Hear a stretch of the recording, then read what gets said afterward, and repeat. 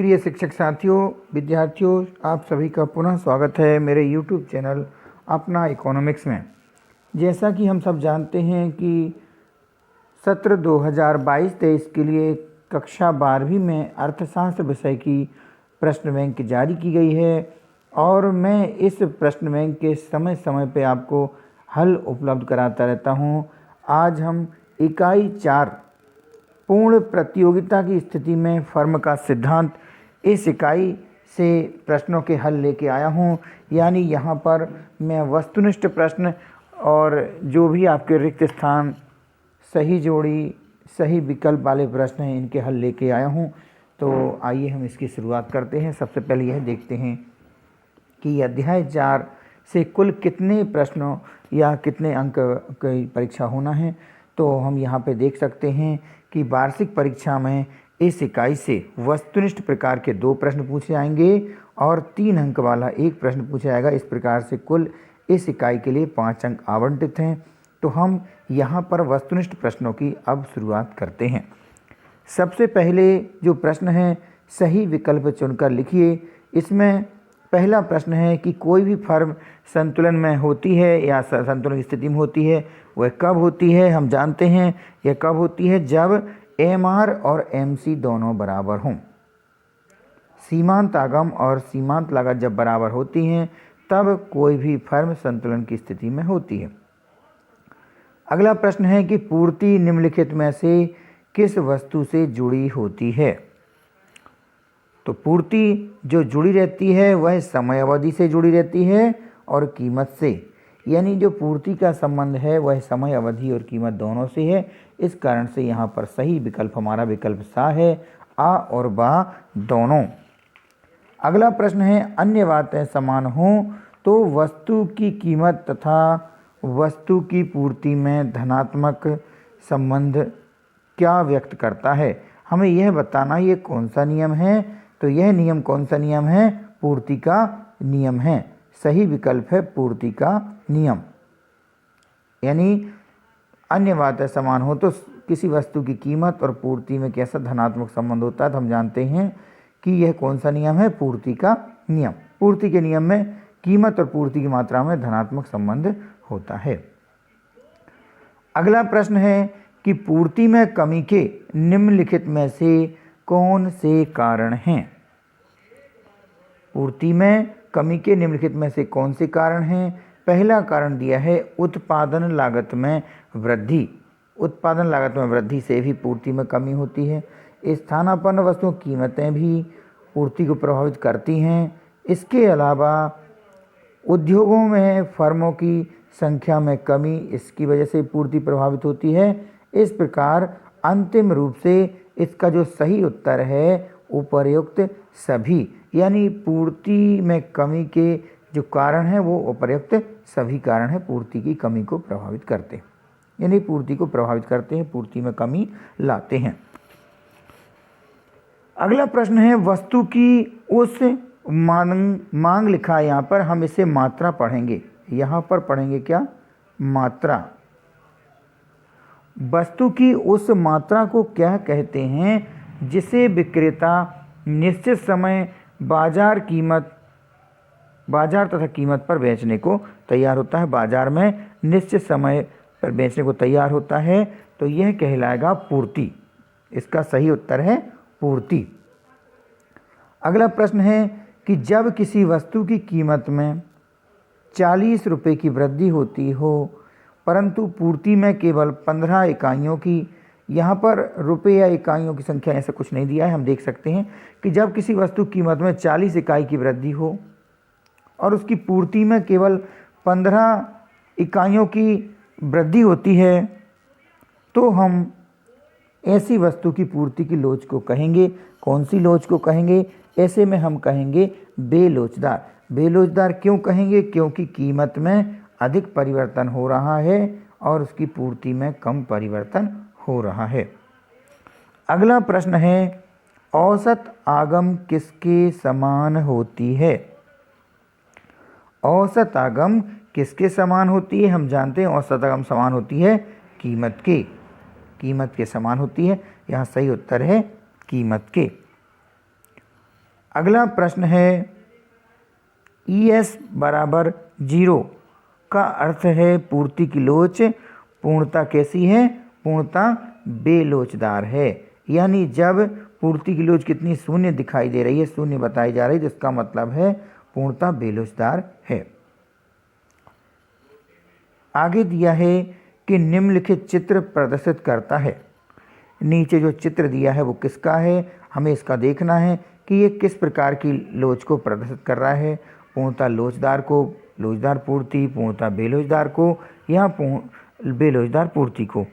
तो यह जो चित्र है, इस चित्र में हम देख सकते हैं कि यहाँ पर कीमत में कोई भी परिवर्तन नहीं हो रहा है, कीमत स्थिर है, लेकिन इसकी पूर्ति की मात्रा में बहुत ज़्यादा वृद्धि होती जा रही है। इस कारण से इसका जो सही विकल्प है पूर्णतया लोचदार पूर्ति। सही उत्तर है पूर्णतया लोचदार पूर्ति। इसके बाद में अगला प्रश्न है कि निम्नलिखित चित्र प्रदर्शित करता है। जो नीचे का चित्र है वह क्या प्रदर्शित करता है, हमें यह बताना है इस प्रश्न में। तो यहाँ पर क्या हो रहा है कि वस्तु की कीमत में बहुत परिवर्तन होता जा रहा है, लेकिन उसकी मांगी जाने वाली मात्रा या पूर्ति की मात्रा में यहाँ पर SS वक्र है, इसलिए हम कहेंगे पूर्ति। तो पूर्ति की मात्रा में कोई परिवर्तन नहीं हो रहा, वह स्थिर है और उसकी कीमत में परिवर्तन होता रहता है। इस कारण से हम इसे कहेंगे पूर्णता बेलोचदार। यहाँ पर जो सही विकल्प है हमारा पूर्णता बेलोचदार पूर्ति। ये विकल्प दा सही है इसमें, पूर्णता बेलोचदार पूर्ति। कौन सा विकल्प सही है? पूर्णता बेलोचदार, क्योंकि इसकी क्या हो रहा है कि कीमत में परिवर्तन होने के पश्चात भी, वस्तु की कीमत में परिवर्तन होने के पश्चात भी उसकी पूर्ति की मात्रा में कोई परिवर्तन नहीं हो रहा, इसलिए यह पूर्णता बेलोचदार पूर्ति है। अगला प्रश्न आता है रिक्त स्थान भरिए। पहला जो दिया है रिक्त स्थान से शुरू हुआ है प्रश्न। रिक्त स्थान सदैव वस्तु की प्रति इकाई कीमत को प्रदर्शित करता है। तो यहाँ पर हमें इस रिक्त स्थान में लिखना होगा औसत आगम। क्या लिखना होगा? औसत आगम। औसत आगम। औसत आगम या हम औसत संप्राप्ति भी कहेंगे इसे। अंग्रेजी में इसे AR के माध्यम से प्रदर्शित करते हैं। औसत आगम सदैव वस्तु की प्रति इकाई कीमत को प्रदर्शित करता है। अगला प्रश्न है जब MR रिक्त स्थान होता है तो TR अधिकतम होता है। इसका सही उत्तर यहाँ पर रिक्त स्थान में आएगा 0। जब MR यानी कि सीमांत आगम 0 होता है तो कुल आगम अधिकतम होता है। तो यहाँ पे लिखना होगा 0। अगला प्रश्न है कम कीमत पर पूर्ति स्टॉक से रिक्त स्थान होती है। अगर वस्तु की कीमत कम होती है तो पूर्ति स्टॉक से कैसी होगी? कम ही होगी। यहाँ पर रिक्त स्थान में आएगा कम। अगला प्रश्न है कि पूर्ति का नियम कीमत और वस्तु की पूर्ति के बीच रिक्त स्थान संबंध को बताता है। तो यह संबंध होगा धनात्मक। इस रिक्त स्थान में आएगा धनात्मक। पूर्ति का नियम कीमत और वस्तु की पूर्ति के बीच धनात्मक संबंध को बताता है। अगला प्रश्न है सामान्य वस्तुओं की पूर्ति। सामान्य वस्तुओं के लिए पूर्ति वक्र रिक्त स्थान ढाल वाला होता है। तो सामान्य वस्तुओं के लिए पूर्ति वक्र कैसा होता है? धनात्मक ढाल वाला होता है। यहाँ भी आएगा धनात्मक। धनात्मक ढाल वाला होता है, या हम इसे बढ़ते हुए ढाल वाला भी कह सकते हैं। अगला प्रश्न है पूर्णतः रिक्त स्थान पूर्ति वक्र y अक्ष के समानांतर होता है। तो यहाँ पे आएगा बेलोचदार। बेलोचदार। पूर्णतः बेलोचदार वक्र y अक्ष के समांतर होता है। हम जानते हैं ऐसा होता है पूर्णतः बेलोचदार y अक्ष के समानांतर। इसके बाद में अगला प्रश्न है अति अल्पकाल में पूर्णता रिक्त स्थान होती है तो अति अल्पकाल में पूर्ति में हम परिवर्तन नहीं कर पाते, इसलिए वहाँ क्या होगा, बेलोचदार। बेलोचदार। अगला प्रश्न है, दूध जैसी वस्तु के लिए पूर्ति की लोच पूर्णतः रिक्त स्थान होती है। तो दूध जैसी वस्तु के लिए पूर्ति की लोच भी पूर्णतः कैसी होती है, बेलोचदार होती है। तो इस रिक्त स्थान में भी हमें लिखना होगा बेलोचदार। इसके बाद अगला प्रश्न है, पूर्ति की कीमत लोच रिक्त स्थान प्रकार की होती हैं। तो पूर्ति की कीमत लोच कितने प्रकार की होती है, 5 प्रकार की होती है। तो यहाँ आ जाएगा 5। अगला रिक्त स्थान, पूर्ण प्रतियोगिता एक रिक्त स्थान स्थिति होती है। तो पूर्ण प्रतियोगिता एक काल्पनिक स्थिति होती है। तो यहाँ पे आ जाएगा काल्पनिक, क्योंकि हम जानते हैं कि पूर्ण प्रतियोगिता वास्तविक जगत में नहीं पाई जाती है। तो यहाँ पे आएगा काल्पनिक। अब हम देखते हैं सही जोड़ी मिलाना है यहाँ पर। तो पूर्ण प्रतियोगिता की सही जोड़ी मिलेगी क्रेता विक्रेता की अधिक संख्या से। औसत संप्राप्ति की जोड़ी मिलेगी AR से। तीसरा है कुल लाभ की जोड़ी मिलना है TP से यहाँ पर। चौथे में है पूर्ण प्रतियोगिता कार्य का समय। तो ये पूर्ण प्रतियोगिता वाली यानी चौथे की जोड़ी मिलना है MR बराबर AR से। पूर्ति का नियम कैसा संबंध है, पूर्ति का नियम 5वें का रहेगा, कीमत एवं पूर्ति में सीधा संबंध होता है। इसके बाद में यहाँ पर मैं थोड़ा सा रंग बदल लेता हूँ, नहीं तो आपको परेशानी बनेगी समझने में। पूर्ति का विस्तार की जोड़ी बनेगी ऊंची कीमत पर अधिक पूर्ति। पूर्ति का संकुचन की जोड़ी बनेगी कम कीमत पर कम पूर्ति, यानी पूर्ति का संकुचन होना। इसके बाद स्टॉक की जोड़ी है सा से बनेगी कि वस्तु की वह मात्रा जो विक्रेताओं के पास मौजूद है। इसके बाद पूर्ति कालिका लिखा है, यहाँ पे आपको तालिका पढ़ना है। पूर्ति तालिका क्या होती है, वस्तु की विभिन्न कीमतों पर बेची जाने वाली मात्रा। और जो 10वां है पूर्ण प्रतियोगिता में मूल्य का निर्धारण। तो इसकी जो जोड़ी बनना है, यह जोड़ी बनेगी पूर्ण प्रतियोगिता में मूल्य निर्धारण से मांग और पूर्ति के द्वारा। इस प्रकार से आप इन जोड़ियों को मिलान करना है। मैंने तीर लगा के आपको समझा दिया है, आपको लेकिन ऐसे तीर नहीं लगाना है। आपको जैसे पूर्ण प्रतियोगिता है तो पूर्ण प्रतियोगिता के सामने आपको क्या लिखना होगा, क्रेता विक्रेता की अधिक संख्या इसके सामने आपको लिखना रहेगा। तो आप इनके सामने ही लिखें, ठीक है। आगे अब हम देखते हैं एक शब्द में उत्तर दीजिए। एक शब्द में उत्तर दीजिए वाले प्रश्न के लिए हम यहाँ पर उत्तर देखते हैं। पहला प्रश्न है कि एक वस्तु की अतिरिक्त इकाई बेचने से कुल आगम में जो वृद्धि होती है उसे क्या कहते हैं। तो उसे कहते हैं सीमांत आगम, सीमांत संप्राप्ति। तो हम उसे सीमांत आगम कहते हैं, सीमांत आगम, या फिर हम सीमांत संप्राप्ति भी कहते हैं, संप्राप्ति।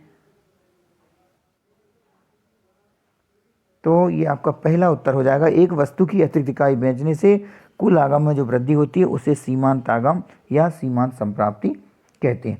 अगला प्रश्न है पूर्ण प्रतियोगिता में एक फर्म का साम्य कहाँ होता है। पूर्ण प्रतियोगिता में एक फर्म का साम्य कहाँ होता है, जब सीमांत आगम और सीमांत लागत दोनों बराबर हो जाती हैं। यानी यहाँ पर MR बराबर MC हो जाती है। तो हम इसे कहेंगे सीमांत आगम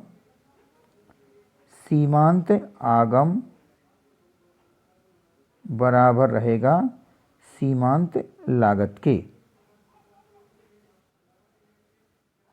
सीमांत लागत के। तो यहाँ पे आपको लिखना है जब सीमांत आगम सीमांत लागत के बराबर हो जाएगी तब पूर्ण प्रतियोगिता में फर्म के साम्य होता है। आगे अगला प्रश्न है बाजार में एक वस्तु के विक्रेता की अधिक संख्या किस प्रकार के बाजार की विशेषता है। तो बाजार में किसी वस्तु के क्रेता और विक्रेता की संख्या जो अधिक मात्रा में है, अधिक संख्या में है, तो उस अवस्था को हम क्या कहते हैं, उस अवस्था को कहते हैं पूर्ण प्रतियोगिता। क्या कहते हैं, पूर्ण प्रतियोगिता। तो यहाँ पे सही उत्तर हो जाएगा पूर्ण प्रतियोगिता। इसके बाद अगला प्रश्न देखते हैं कि पूर्ति का नियम किनके बीच धनात्मक संबंध को बतलाता है। तो पूर्ति का जो नियम है वह धनात्मक संबंध बताता है कीमत एवं पूर्ति की मात्रा में। किसमें धनात्मक संबंध बताता है? कीमत एवं पूर्ति की मात्रा में। कीमत एवं पूर्ति की मात्रा में धनात्मक संबंध को बताता है। इसके बाद प्रश्न अगला है कि पूर्ति की कीमत लोच कितने प्रकार की होती है। तो पूर्ति की कीमत लोच कितने प्रकार की होती है? 5 प्रकार की होती है। अगला प्रश्न है जब कीमत एवं पूर्ति समानुपात में परिवर्तित होती है तो वह किस प्रकार की लोच कहलाती है? वह लोच कहलाती है इकाई लोच। कौन सी लोच कहलाती है? इकाई के बराबर या इकाई लोच। यहाँ पे सही उत्तर हो जाएगा इकाई लोच। यानी जब कीमत एवं पूर्ति समानुपात में परिवर्तित होती है, बराबर बराबर परिवर्तन होता है, तो वह किस प्रकार की लोच है? वह इकाई के बराबर लोच है। आगे हम देखते हैं मूल्यह्रास। अगला प्रश्न है मूल्यह्रास क्या है? मूल्यह्रास को हम प्रतिस्थापन व्यय भी कह सकते हैं। प्रतिस्थापन व्यय। मूल्यह्रास क्या है? मूल्यह्रास प्रतिस्थापन व्यय है। या हम एक रूप में और कह सकते हैं कि किसी वस्तु को उपयोग करने के कारण स्थायी परिसंपत्ति के मूल्य में जो कमी आती है, घिसावट की वजह से जो कमी आती है मूल्य में, वही क्या होती है? मूल्यह्रास होती है। अगला है प्रति इकाई लाभ का सूत्र लिखिए। प्रति इकाई लाभ का सूत्र बराबर क्या हो जाएगा? यहाँ पर हमें लिखना होगा प्रति इकाई लाभ का सूत्र है कुल लाभ बटे कुल लाभ बटे कुल उत्पादन। कुल उत्पादन, ये सूत्र काय का हो जाएगा? प्रति इकाई लाभ का सूत्र हो जाएगा। अगला है लाभ अधिकतम करने की शर्तें क्या हैं। तो लाभ अधिकतम करने की शर्त हमें एक शब्द में देना है, तो हम ज़्यादा विस्तार ना भी दें, तो आपका सही उत्तर हो जाएगा लाभ अधिकतम जब होगा जब एम.आर. बराबर एम.सी. के होगी। लाभ अधिकतम एम.आर. एम.सी. के बराबर होगा, तब हमारा लाभ अधिकतम होता है। एक शर्त लिख दीजिए। इसके बाद कुल आगम का सूत्र लिखिए। तो कुल आगम का सूत्र होता है P गुणा Q, यानी कि कीमत गुणा वस्तु की मात्रा। P गुणा Q, ये हमारा हो जाएगा कुल आगम। ये हमारा सूत्र हो जाएगा। आगे सत्य असत्य पूछे गए हैं। तो पहला कथन दिया है पूर्ति का संकुचन बताता है कि अधिक कीमत पर कम पूर्ति। तो यह कथन कैसा है? असत्य है। क्यों है असत्य? यहाँ पे हम पहले असत्य लिख देते हैं, क्योंकि यहाँ दिया है कम पूर्ति, जबकि पूर्ति का संकुचन बताता है अधिक कीमत पर कम पूर्ति। अधिक कीमत पर कम पूर्ति कैसे हो सकती है? इसलिए यहाँ पर हमारा कथन है असत्य। अगला प्रश्न है कि सामान्य वस्तुओं के लिए पूर्ति वक्र बढ़ते ढाल वाला होता है। यह कथन एकदम सही है, तो यहाँ पे हमें लिखना है सत्य है। अगला प्रश्न है अधिक कीमत पर स्टॉक पूर्ति बाजार में क्या लिखा है? अधिक कीमत पर स्टॉक पूर्ति बाजार में पूर्ति अधिक होती है। तो यह कथन कैसा है? सत्य है। तो इस कथन को हमें सत्य लिख देना है। अगला प्रश्न है, अगला कथन है कि पूर्ति का नियम कीमत तथा पूर्ति के बीच विपरीत संबंध को बताता है। यह कथन असत्य है, क्योंकि इन दोनों में कैसा धनात्मक संबंध होता है, इसलिए यह कथन हो जाएगा असत्य हो जाएगा। अगला प्रश्न दिया हुआ है कि वस्तु की समान कीमत पूर्ण प्रतियोगिता की विशेषता है। यह कथन सत्य है, क्योंकि एक ही कीमत या सममूल्य ही क्या की विशेषता है? पूर्ण प्रतियोगिता की। यह कथन हमारा सत्य हो जाएगा। इसके बाद में छठवां प्रश्न जिसके अंदर है कि कुल लाभ बराबर कुल आगम अधिक रहेगा कुल लागत से होता है। तो यह कुल लाभ के सूत्र दिया है। यह सूत्र क्या है? गलत है, असत्य है। यह का कथन है असत्य है। प्रति इकाई लाभ बराबर कुल लाभ बटे कुल उत्पादन, अभी हमने यह देखा था, यह कथन कैसा है, एकदम सही है, तो यह कथन हमें सत्य कर देना है। अगला प्रश्न है पूर्ति की कीमत लोच की 3 श्रेणियां होती हैं, तो पूर्ति की कीमत लोच की 3 श्रेणियां नहीं बल्कि 5 होती हैं, इसलिए यह कथन कैसा है, असत्य है। आगे दिया है पूर्णतः लोचदार पूर्ति को ES बराबर अनंत से प्रदर्शित करते हैं, तो पूर्णतः लोचदार पूर्ति को ES बराबर अनंत से प्रदर्शित करते हैं, यह कथन सत्य है। अगला पूर्णतः बेलोचदार पूर्ति को ES बराबर 0 से प्रदर्शित करते हैं, यह कथन भी सत्य है। तो इस प्रकार से मैंने आपको इस वीडियो के माध्यम से वस्तुनिष्ठ प्रश्नों को हल यहाँ करा दिया है। अब हम इसके बाद के जो लघु उत्तरीय प्रश्न हैं इनको आप यहाँ पर देख सकते हैं।